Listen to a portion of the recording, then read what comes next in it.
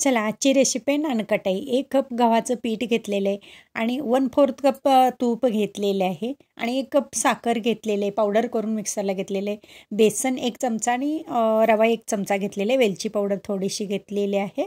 प्रथम आता तूप घालून घेऊ भांड्यामध्ये आणि कमीत कमी ना तूप आणि साखर एक 10 ते 12 मिनटं फेटायचं चांगलं. जेवढं तुम्ही फेटाल ना तितकी नानकटाई जी आहे एकदम हलकी फुलकी होते आणि खायला खूप भन्नाट लागते. आता हे आपलं मिक्स झालेलं आहे. क्रीम जसं आपली तयार होते ना तसं. आता बेसन 1 चमचा घालून घेऊ त्याच्यामध्ये आणि 1 चमचा रवा घालून घेऊ, म्हणजे जेणेकरून आहे ना आपण ज्या वेळेला नानकटाई खातो तर टाळ्याला चिटकत नाही, म्हणून थोडासा रवा त्याच्यामध्ये ॲड करायचा आहे. आता व्यवस्थित हे पिठाला चोळून घ्यायचं सगळं आणि हलक्या हलक्या हातानेच याला मसाज करायचा. नाही तर काय होतं, तुम्ही जर जोर काढाल आणि मग नानकटाई जी आहे ते मग अजिबात फुलणार नाही तुमची आणि व्यवस्थित नाही होणार. आणखीन थोडंसं एक बेकिंग सोडा घालून घेऊ 1 चमचावर आणि तूप आणखीन थोडंसं लागणार आहे याच्यामध्ये. 1 चमचावर तूप घालून घेऊया.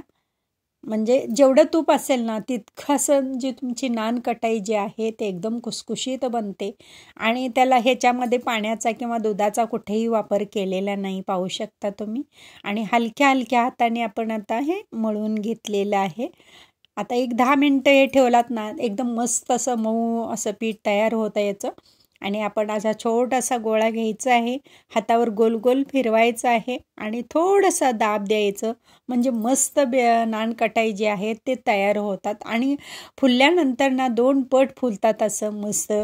त्याच्यावर हवं तर तुम्ही ड्रायफ्रूटसुद्धा घालू शकता. तर मी प्लेनच ठेवलेलं आहे आणि 20 मिनटाकरता आता आपण इडली भांड्यामध्ये ठेवून द्यायचं आहे आणि 20 मिनटानंतरच पाहायचं आहे आपल्याला हे.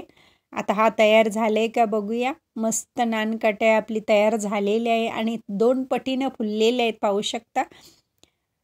खालच्या थरात म्हणजे अजिबात नानकटाई घालायची नाही, वरच्या थरामध्येच घालायचं, नाहीतर काय होतं तर नानकटाई इडली भांड्यामध्ये सुद्धा करपण्याची शक्यता आहे. तर मधून मधून चेक करायचं आणि मोडून दाखवते तुम्हाला. एकदम खुसखुशीत झालेले जाळीदार मस्त आपली नानकटाई तयार झालेली. आता सणांची रेचल सुरू आहे तर करायला काय हरकत नाही नानकटाई. आणि माझी रेसिपी व पदार्थ आवडल्या चॅनलला सबस्क्राईब करा, बेल आयकॉन दाबा, लाईक करा, इतरांना शेअर करण्याचं विसरू नका, तसेच कमेंट करण्याचं विसरू नका. आपल्यासाठी अशीच नवनवीन पदार्थ आणि तोपर्यंत धन्यवाद.